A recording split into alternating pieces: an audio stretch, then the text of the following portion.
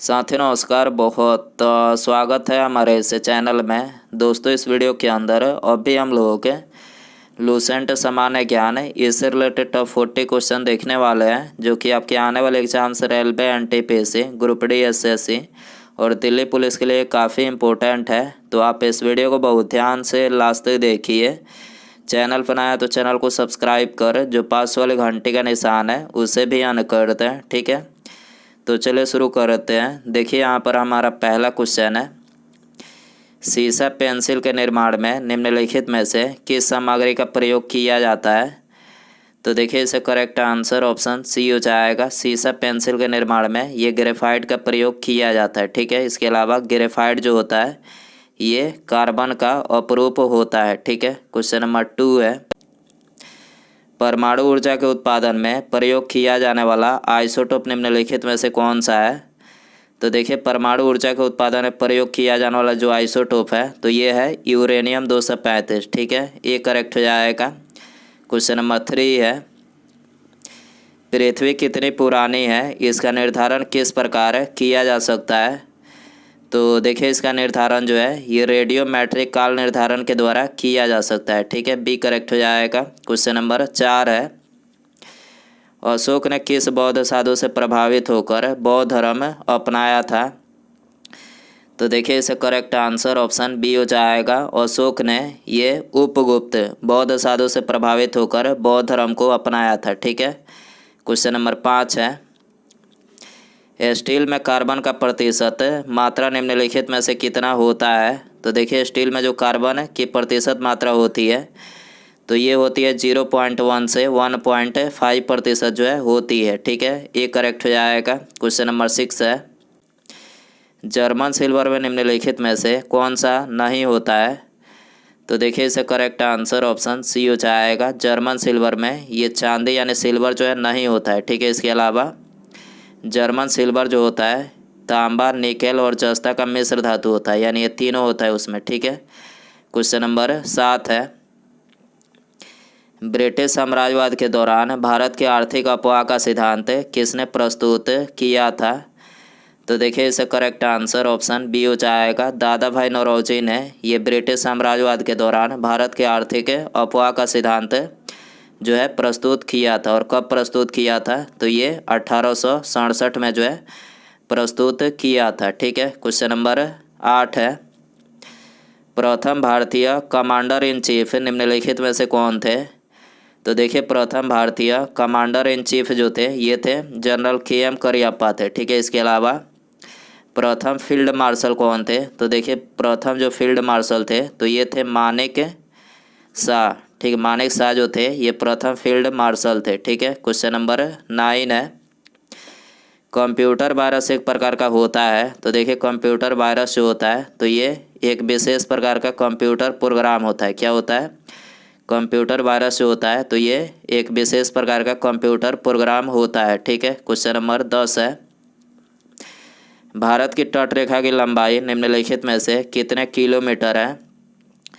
तो देखिए इसे करेक्ट आंसर ऑप्शन सी हो जाएगा। भारत के तटरेखा की जो लंबाई है तो ये है 7516.6 किलोमीटर, ठीक है। इसके अलावा भारत के मुख्य भूमि की तटरेखा की लंबाई कितनी है। तो देखिए भारत के मुख्य भूमि की तटरेखा की जो लंबाई है वो है 6100 किलोमीटर है, ठीक है। क्वेश्चन नंबर 11 है, भारत की सबसे लंबी सुरंग जवाहर सुरंग किस राज्य में स्थित है।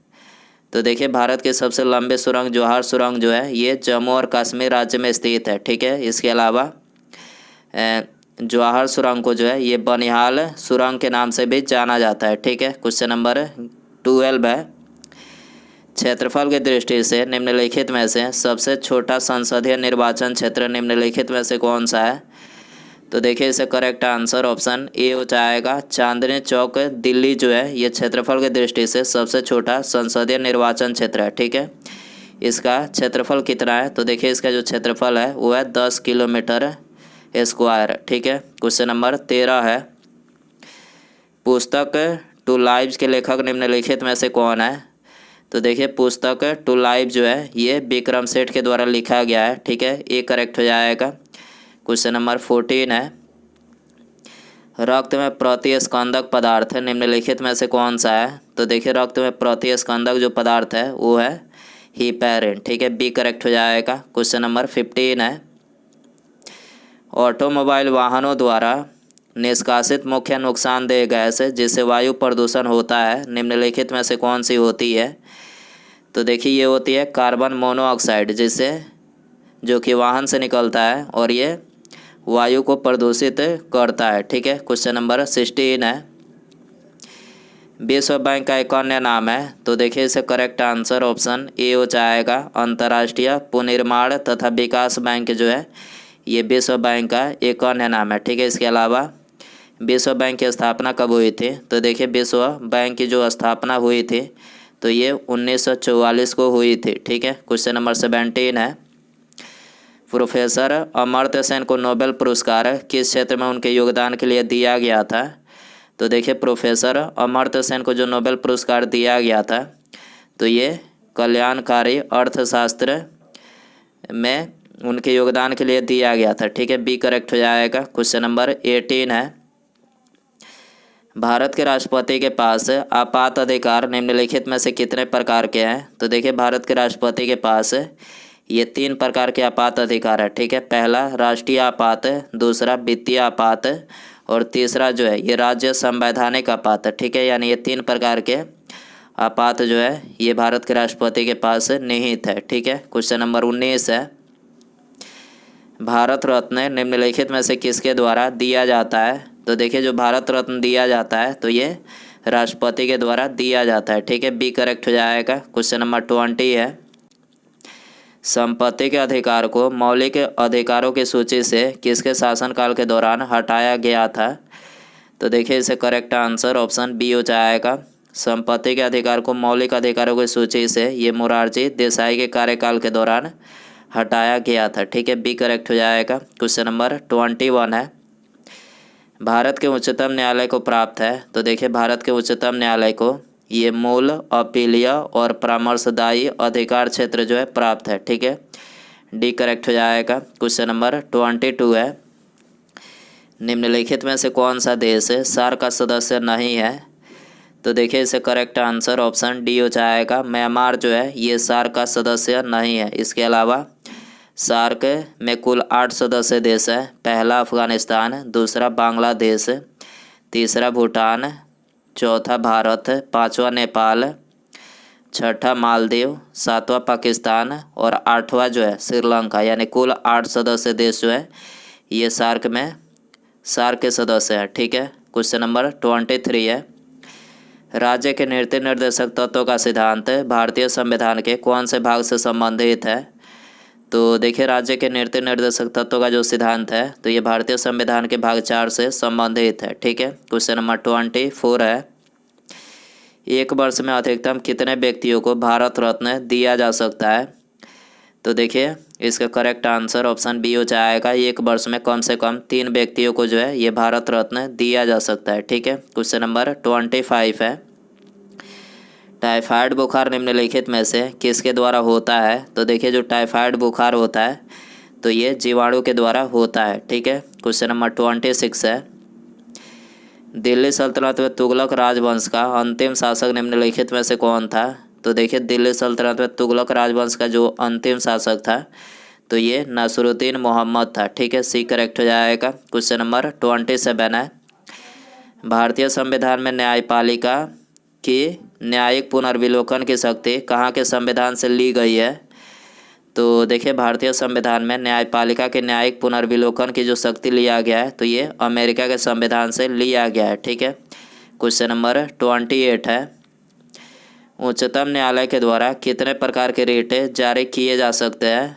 तो देखिए उच्चतम न्यायालय के द्वारा ये 5 प्रकार के रिट जो है जारी किया जा सकता है। ठीक है, पहला प्रत्यक्षीकरण रिट, दूसरा परमादेश, तीसरा प्रतिषेध, चौथा अधिकार परीक्षा लेख और 5वां जो है ये उत्प्रेषण। यानी ये 5 प्रकार के उच्चतम न्यायालय में रिट जो है जारी किए जा सकते हैं। ठीक है, क्वेश्चन नंबर 29 है, राज्य लोक सेवा आयोग अपनी वार्षिक रिपोर्ट निम्नलिखित में से किसे प्रस्तुत करता है?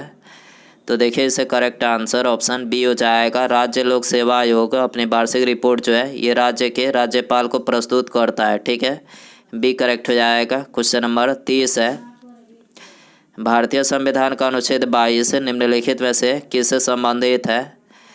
तो देखिए भारतीय संविधान का अनुच्छेद जो 22 है ये कुछ मामलों में गिरफ्तारी और हिरासत के खिलाफ संरक्षण से संबंधित है, ठीक है। क्वेश्चन नंबर 31 है, मानव निर्मित गोविंद सागर झील का संबंध किस परियोजना से है?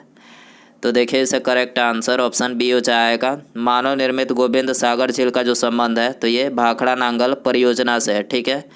बी करेक्ट हो जाएगा। क्वेश्चन नंबर 32 है, वास्तविक सूर्योदय से पहले सूर्य का दिखाई देना निम्नलिखित में से किसका उदाहरण है? तो देखिए वास्तविक सूर्योदय से पहले सूर्य का दिखाई देना जो है ये अपवर्तन का उदाहरण है, ठीक है। बी करेक्ट हो जाएगा। क्वेश्चन नंबर 33 है, बेरोजगारी से संबंधित आंकड़े निम्नलिखित में से कौन सी संस्था जारी करती है?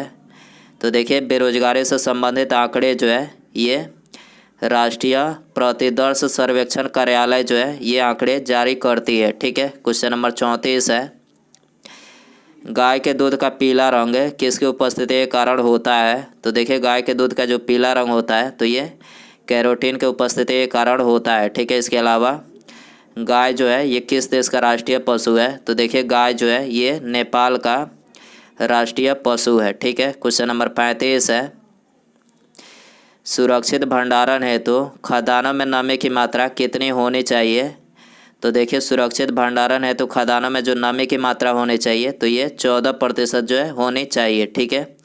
ये करेक्ट हो जाएगा। क्वेश्चन नंबर 36 है, एक क्रिकेट खिलाड़ी गेंद को पकड़ते समय अपने हाथ को नीचे कर लेता है, ऐसे उसे चोट लगने से बचाता है, यह कौन सा सिद्धांत है?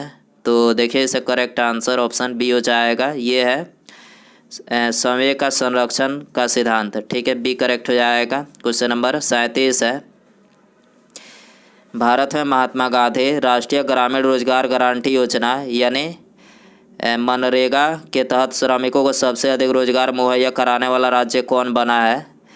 तो देखिए मनरेगा के तहत श्रमिकों को सबसे अधिक रोजगार मुहैया कराने वाला जो राज्य बना है तो ये बना है उत्तर प्रदेश राज्य, ठीक है। तो यहाँ पर बी करेक्ट हो जाएगा। क्वेश्चन नंबर 38 है, भारतीय संविधान के किस अनुच्छेद में बजट की बात कही गई है? तो देखिए इसका करेक्ट आंसर ऑप्शन सी हो जाएगा। भारतीय संविधान के अनुच्छेद 112 में जो है ये बजट की बात कही गई है, ठीक है। क्वेश्चन नंबर 39 है, निम्नलिखित में से किसने राष्ट्रपति शासन को मृत्यु पत्र की संज्ञा दी थी? तो देखिए इसका करेक्ट आंसर ऑप्शन ए हो जाएगा। भीमराव अंबेडकर ने ये राष्ट्रपति शासन को मृत्यु पत्र की जो है संज्ञा दी थी, ठीक है। उसके बाद यहाँ पर हमारा अगला क्वेश्चन है, दिल्ली के किस सुल्तान ने सबसे ज़्यादा नहरों का निर्माण करवाया था? तो देखिए यहाँ पर आपको 4 ऑप्शन दिया गया है। ऑप्शन ए फिरोज शाह तुगलक, इल्तुतमिश, बलबन या फिर सिकंदर लोदी। तो दोस्तों आप इसका आंसर जो है कमेंट बॉक्स में ज़रूर बताएं। वीडियो पसंद आया तो वीडियो को ज़्यादा से ज़्यादा लाइक करें, चैनल पर आया तो चैनल को सब्सक्राइब और पास वाले जो घंटे का निशान है इसे भी ऑन कर दें, ठीक है। मिलते हैं अगले वीडियो में। Thanks for watching.